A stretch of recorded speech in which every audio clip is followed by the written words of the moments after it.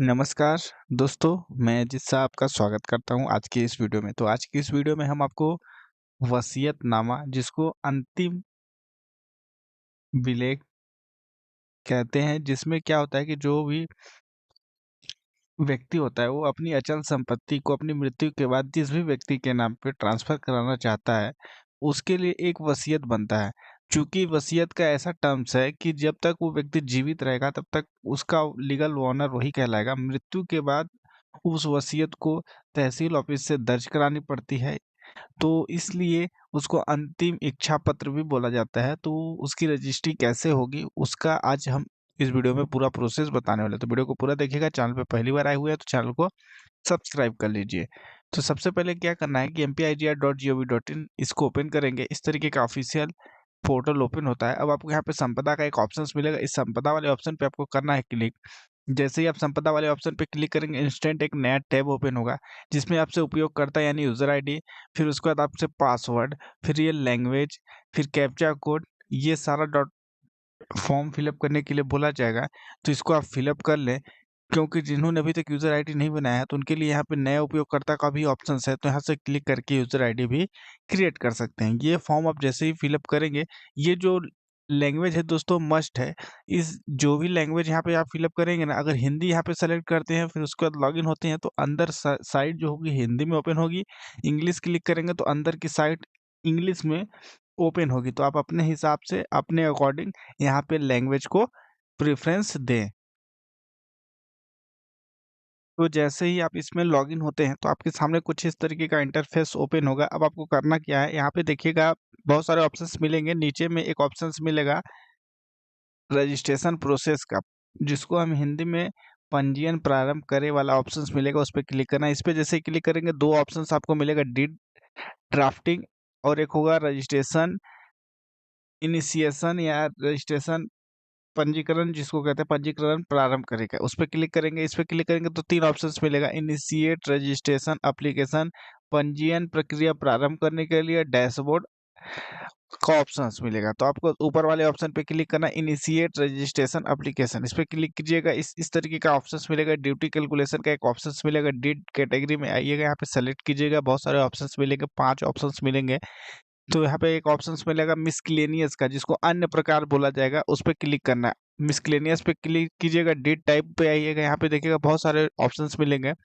तो हम इसको इंग्लिश में विल डीड कहा जाता है और हिंदी में वसीयतनामा बोला जाता है। तो विल डीड वाले ऑप्शन पे क्लिक कीजिएगा, फिर इंस्ट्रूमेंट्स में विल वाले ऑप्शन पे क्लिक कीजिएगा और डायरेक्ट नेक्स्ट पे क्लिक कर दीजिएगा। यहाँ पे देखिएगा कि अगर किसी प्रकार का छूट लेना चाहते हो तो यहाँ पे अदर डिटेल्स वाले ऑप्शन पे क्लिक करके छूट के क्राइटेरिया में अगर आते हैं तो उस पे क्लिक करिएगा, क्योंकि दोस्तों व्हील वगैरह में बहुत सारी छूट नहीं होती है, क्योंकि इसमें चार्जेस ही बहुत कम लगते हैं। 1500 रुपये का चार्ज लगता है, इसके वजह से इस पे छूट नहीं कैटेगरी नहीं आती। तो नेक्स्ट पे क्लिक कीजिएगा। जैसे ही नेक्स्ट पे क्लिक कीजिएगा, यहाँ पे देखिएगा डीड टाइप व्हील होगा, डीड इंस्ट्रूमेंट व्हील हो गया, यानी वसीयत अंतिम इच्छा पत्र जो भी कह सकते हैं। एप्लीकेंट डिटेल के सामने वाले में ऑप्शंस में एक सेलेक्ट करने का ऑप्शंस मिलेगा। यहाँ पे देखिएगा एप्लीकेंट में गवर्नमेंट ऑफिशियल, इंडिविजुअल, ऑर्गेनाइजेशन का ऑप्शंस मिलेगा। क्योंकि दोस्तों गवर्नमेंट ऑफिशियल में क्या होता है, जो सरकारी प्रॉपर्टी किसी को दी जाती है तो गवर्नमेंट ऑफिशियल के अंतर्गत आती है। इंडिविजुअल के अंतर्गत कोई भी व्यक्ति अपनी अचल संपत्ति जब देता है, अचल संपत्ति या चल संपत्ति, तो वो इंडिविजुअल के अंतर्गत आएगी। ऑर्गेनाइजेशन कोई संस्था का कोई जैसे कोई संस्था है, वो संस्था की कोई प्रॉपर्टी किसी पर्टिकुलर व्यक्ति को दी जाती है तो वो ऑर्गेनाइजेशन के अंतर्गत आएगी। तो इंडिविजुअल पे हमने क्लिक किया। यहाँ पे एक फॉर्म ओपन होगा रोल में, यहाँ पे आप वसीयतकर्ता या विल डीड क्रिएटर लिख सकते हैं। फिर यहाँ पे देखिएगा एग्जीक्यूट ऑब्लिक क्लाइमेंट, तो आपको करना क्या है, यहाँ पे ये निष्पादक होता है और यहाँ पे जो ये होता है ये लेने वाला। तो आपको निष्पादक वाले ऑप्शन पे क्लिक कर देना है, एग्जीक्यूट। तो जैसे ही आप इस पे क्लिक करते हैं ना, तो इससे क्या होगा कि अब आपको एक फॉर्म ओपन होगा।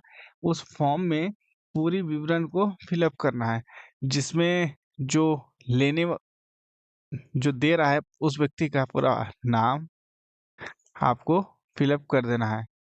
ठीक है, तो यहाँ पे देखिएगा एक बार और इधर समझ लीजिए। यहाँ पे एप्लीकेंट में इंडिविजुअल पे क्लिक कीजिएगा और रोल में आप यहाँ पे निष्पादक भी ये भी उठा के लिख सकते हैं या बिल्ड इट क्रिएटर लिख सकते हैं या वसीयतकर्ता लिख सकते हैं, क्योंकि इसका मतलब होता है निष्पादक और इस क्लाइमेंट का होता है दावेदार। तो ये निष्पादक हमने फिलअप किया, फिर यहाँ पे फर्स्ट नेम लिखना है, मिडिल नेम लिखना है, लास्ट नेम लिखना है, उसका जेंडर मेल फीमेल या अदर जो भी होगा वो फिलअप करेंगे। मेल पे क्लिक करेंगे तो रिलेशनशिप में सन ऑफ केयर ऑफ का ऑप्शन मिलेगा, फीमेल पे क्लिक करेंगे तो daughter of wife of care of का ऑप्शन मिलेगा। सन ऑफ क्लिक करते हैं तो फादर का नाम या फिर उसके गार्जियन का नाम फिलअप कर सकते हैं, और केयर ऑफ करते हैं तो केयर ऑफ में जो भी होगा वो उसका नाम फिलअप सकते हैं। या फिर दोस्तों जो भी व्यक्ति अगर वाइफ ऑफ फीमेल करते हैं तो वाइफ ऑफ डॉटर ऑफ जो भी होगा वो यहाँ पे रिलेशन में फिलअप करिएगा। फिर एज उसकी ईयर में फिलअप कीजिएगा, नेशनलिटी फिलअप कीजिएगा, परमानेंट एड्रेस इन एमपी का यहाँ पे एड्रेस फिलअप करना है। फिर जिला आपको सेलेक्ट कर लेना है, जो भी जिला है तो आप अपना जिला यहाँ से सेलेक्ट कर सकते हैं। पोस्टल पिन कोड फिलअप कीजिएगा, मोबाइल नंबर फिलअप कीजिएगा, ईमेल आईडी फिलअप कीजिएगा, ये कंपलसरी है। फिर कैटेगरी पे आइएगा, यहाँ पे other general OBC SC ST का ऑप्शन मिलेगा, तो जो भी कैटेगरी है वो फिलअप कर लीजिएगा। डिसेबिलिटी में नो रहेगा, अगर डिसेबल है तो यस कीजिएगा, अदरवाइज नो कर दीजिएगा। माइनॉरिटी कैटेगरी के अंतर्गत आता होगा तो यस कीजिएगा, अदरवाइज ये दोनों ऑप्शंस नो ही रहेंगे। ऑक्यूपेशन पे आइएगा, यहाँ पे देखिएगा salaried, businesses, government employ, unemployed, farmer, other का ऑप्शंस मिलेगा, तो जो भी होगा जिस कैटेगरी के अंतर्गत आता होगा वो फिलअप कीजिएगा, अदरवाइज अनएम्प्लॉयड पे क्लिक कर दीजिएगा। फोटो आईडी प्रूफ पे क्लिक कीजिएगा, election card, Aadhaar card, passport, PAN card, driving licence और एक होगा बैंक पासबुक। इतना में से कोई भी एक डॉक्यूमेंट्स आपको इसमें फिलअप करना है और उसको अपलोड भी करना है। तो यहाँ पे जैसे आधार कार्ड किया तो आईडी नंबर में फिलअप करना होगा। फिर यहाँ पे देखिए दोस्तों, आधार कोई जो भी आईडी प्रूफ आप यहाँ पे सेलेक्ट करेंगे ना, उसी को यहाँ पे अपलोड कर देना है। फिर यहाँ पे देखिएगा एडिशनल अपलोड में आप कुछ कंपलसरी नहीं है, अगर अपलोड करना चाहते हैं तो कोई एक अदर डॉक्यूमेंट्स भी अपलोड कर सकते हैं। फिर यहाँ पे नीचे आइएगा, यहाँ पे एक ऑप्शन मिलेगा, do you want to add more transacting parties, तो यहाँ पे आपको कर देना है नो, क्योंकि अगर एक ही व्यक्ति वसीयत करता है ना तो नो कर दीजिएगा। एक से अधिक व्यक्ति अगर वसीयत करता है तो यस करके सेम रोल वाला ऑप्शन पे क्लिक कीजिएगा, अदरवाइज ये नो कर देंगे तो ये ऑप्शन ऑटोमेटिक यहाँ पे देखिएगा हट जाएगा। फिर यहाँ पे क्लिक कीजिएगा और नेक्स्ट पे क्लिक कर दीजिएगा। चलिए इस फॉर्म को पहले फिलअप कर लेते हैं। कुछ इस तरीके से आप पूरा फॉर्म पहले फिलअप कर लीजिएगा। डॉक्यूमेंट अपलोड करने के बाद अब आपको नेक्स्ट पे क्लिक कर देना। जैसे ही इतना कर लेते हैं आप दोस्तों, तो नेक्स्ट पे क्लिक करने के बाद आपके सामने एक नया ऑप्शंस मिलेगा कुछ इस तरीके से। ये चीज आपको टेम्परेली छोड़ देना है, इसमें कुछ नहीं फिलअप करना है और डायरेक्ट नेक्स्ट पे क्लिक करना है। तो आपके सामने कुछ इस तरीके का एक डॉक्यूमेंट में आपने क्या क्रिएट किया है वो मिल जाएगा, जैसे विल डीड या वसीयत का नाम मिल मिल जाएगा। आवेद रोल में यहाँ पे देखिएगा निष्पादक मिल जाएगा, जो देने वाला व्यक्ति है उसका नाम मिल जाएगा, पार्टी आईडी मिल जाएगी। यहाँ पे देखिएगा एक डीड आईडी बनानी होती है, और डीड आईडी आप कैसे बनाएंगे उन सभी की वीडियो लिंक डिस्क्रिप्शन में है, वहां से आप देख के डीड बना सकते हैं। यहाँ पे डीड आईडी नंबर लिखिएगा, वैलिडेट कीजिएगा, purpose of E stamp documents पे यहाँ पे क्लिक कीजिए, ये विल डीड लिख दीजिएगा ये वाला चीज यहाँ पे, और नेक्स्ट पे क्लिक करके जनरेट ई स्टैम्प कोड जनरेट करना है। चूंकि दोस्तों क्या है, वसीयत में जो रजिस्ट्रेशन फीस लगता है, स्टैम्प ड्यूटी कोई फीस नहीं होती है, रजिस्ट्रेशन फीस 1000 का होता है। इसके वजह से आपको ई स्टैम्प कोड जनरेट होकर देखने को मिल जाएगा। तो आपको करना क्या है ना कि जैसे इस पोर्टल से रजिस्ट्रेशन के लिए जो डीड आईडी बनेगी वो आपको इस एप्लीकेशन नंबर को सबसे पहले नोट कर लेना है। उसके बाद आपको करना क्या है, रजिस्ट्रेशन प्रोसेस पे आइएगा, डीड ड्राफ्टिंग का ऑप्शन है, क्रिएट डीड का ऑप्शन है, इस पे क्लिक कीजिएगा। यहाँ पे देखिएगा दो ऑप्शन मिलेंगे, ई स्टैम्प रजिस्ट्रेशन प्रोसेस का, आपको रजिस्ट्रेशन प्रोसेस पे क्लिक करना है। यहाँ पे अपने इंटर एप्लीकेशन आईडी पे जो एप्लीकेशन नंबर आपने नोट किया था उस एप्लीकेशन नंबर को यहाँ पे आपको फिलअप कर देना है। तो वो चीज आप पहले यहाँ पे फिलअप कर लीजिएगा। तो एप्लीकेशन नंबर आपने फिलअप किया, वैलिडेट पे क्लिक कीजिएगा। यहाँ पे देखिएगा आपके सामने डीड नेम में यहाँ पे विल डीड लिख दीजिएगा या वसीयत ये अंतिम इच्छा पत्र लिख दीजिएगा और फिर एक पेज में आपको यहाँ पे इसी विल डीड को लाना है और सेव एंड नेक्स्ट कर देना है। फिर जो आप वर्ड फाइल क्रिएट किए हैं ना, तो उसको लाके इसमें पेस्ट कर देना है और फिनिश कर देना। जैसे फिनिश करेंगे ये इस तरीके का deed has been drafted successfully deed ID is इतना।